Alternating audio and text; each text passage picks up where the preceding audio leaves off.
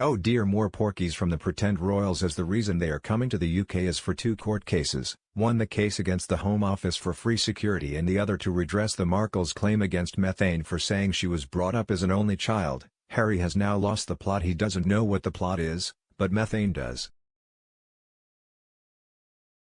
This shows, however, that Charles is not handling this very well, as everything is all about Meghan. She is calling the shots. Time perhaps for the monarchy to end, as the continuation of this farce around the narcissist is going to have to be sorted by the public, who will end the lot of them. Neither of the charities is charities. One World is a private company that went into administration after paying the owner's daughter nearly £200,000 for a year's work she never did. The other is a trip to Germany for a pre-look before Invictus Games, a charity devised by the royal staff to keep Harry out of trouble. Oh, dear. Meghan Markle and Prince Harry will be returning to the UK for a surprise visit in September. The Duke and Duchess of Sussex will visit Manchester and London to work with charities close to their hearts. According to a spokesperson for the couple, Meghan and Harry are delighted to be returning to the prince's home country. It will mark the Sussexes' first UK visit since they came back for the Platinum Jubilee celebrations in June. Meghan and Harry joined other members of the royal family to honour the 70-year reign of Queen Elizabeth II. Their return was highly anticipated, as Meghan had not been seen publicly with other royals since the couple's dramatic exit from the firm 2 years ago. It's hardly a surprise visit when they announce it weeks in advance, but the royal family plan their diaries months in advance, so they cannot be expected to drop everything because the Sussexes designed to fly in for another PR stunt. As for being delighted to return to Harry's home country, didn't he say that returning to the UK triggered his mental health issues? And there is also the not-so-trivial matter of him suing Her Majesty's government over security demands. While it is unknown whether the Sussexes plan to meet with members of the royal family during their return, one commentator has already claimed that their visit will not take priority over a busy royal schedule. Danielle Elser, the royal writer for the Australian website news.com.au, noted that the Queen in particular may be too busy for a reunion with the couple. When Meghan and Harry arrive in Manchester on September 5 for the opening ceremony of the One Young World Summit, the Conservative Party will be holding their leadership vote to choose the country's next Prime Minister. The next day Boris Johnson will formally resign and return the keys to 10 Downing Street. As Ms. Elser pointed out, the palace has already confirmed that the sovereign will interrupt her summer holiday in Balmoral to return to London for the change in leadership, and as is usual will meet with not only the new PM but outgoing Johnson as well. Writing for the publication, Ms. Elser continued, "Not only will this ensure that the Sussexes' high-wattage return will be unceremoniously shunted down the ladder into second or third place on the day, but this also sets the stage for a potentially very awkward situation with the Queen." Meghan and Harry are likely to stay in their former royal residence, Frogmore Cottage, during their visit to the UK. This means that the couple could be just a 9-minute stroll away from the Queen's primary residence, Windsor Castle. Ms. Elser wrote, "If the situation comes to pass that both the Queen and the Netflix dabblers find themselves only minutes' drive away from one another and the nonagenarian does not make any effort to see them, then it will be nothing short of abjectly humiliating for the duo.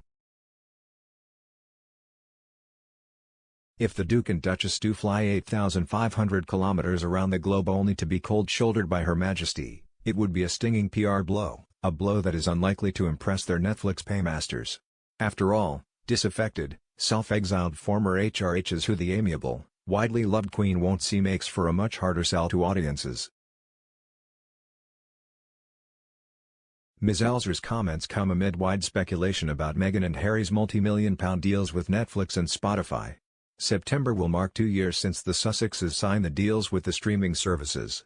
Up until Tuesday, the Duke and Duchess had released one podcast episode on Spotify and no content on Netflix.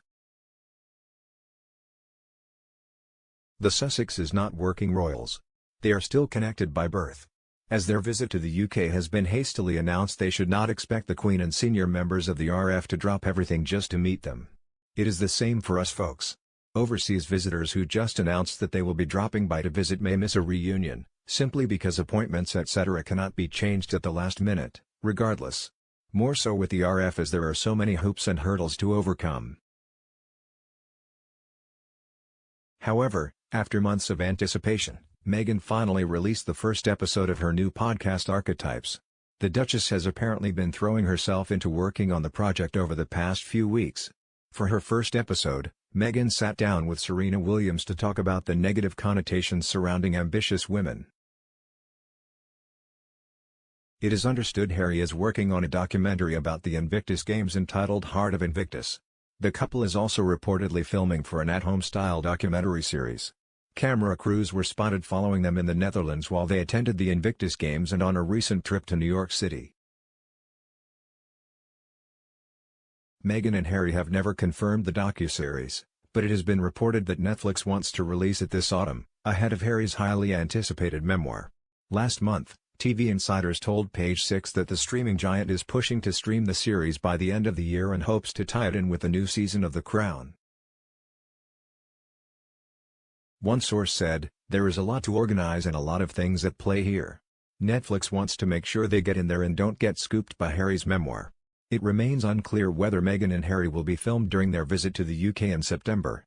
One source said, "There is a lot to organize and a lot of things at play here. Netflix wants to make sure they get in there and don't get scooped by Harry's memoir." It remains unclear whether Meghan and Harry will be filmed during their visit to the UK in September. So according to a spokesperson for the couple, Doors and Harry are delighted to be returning to the prince's home country. Of course, they are, as no one is paying them much attention in the US. On the other hand, no one seems to have put out the welcome mat here in the UK, have they, even the royal family? Works for me. HMQ is a busy lady and any free time she has should be exactly that, free. It is up to her if she decides to grant Mr. and Mrs. 95% an audience. The June experience demonstrates to the Dumbarton that HMQ will not be cornered by their need to grift off the back of royal associations shunted further down the ladder. Gosh, they are already mid-row second-row Bettys after St. Paul's in June. How much lower can it go? I would love to learn that HMTQ is halfway back to Scotland before the wannabes have a free moment in their schedule to ask for an audience. Or, alternatively, they are granted an audience that lasts only a fraction of the time she spent with Boris in his exit interview. They need clarification one more time about their place in the pecking order. They wanted out, it was their choice. Now they seem to want back on, it would appear on instructions from Netflix. How can they possibly expect to be welcomed back in after what they have said and claimed? Netflix will not be happy, hopefully. They shunted themselves out of Britain and the BRF long ago. The Queen has no time for backstreet rubbish like Markle. Now she's shown her true colors, she will just rub her out of sight and mind. Harry either stays in the USA with his cheap handbag or comes home and begs for forgiveness. I saw Finding Freedom in a local charity shop a long while back at £4, then every few months we would see the price reduced and took a massive dip when they came back from the US and were booed. Can't remember the exact price when I last looked in the window, but was 70p or something like that. Maybe less, we'll have to check. Still unsold. Well, considering how the hackles love to invent tall tales so they can continue to deride and moan against the royal family, might as well give them real reasons to justify their wine fest. At least, we will see some authenticity. Strip them of all their titles. No stone unturned. And give them real cause and reason to bleed. It's time.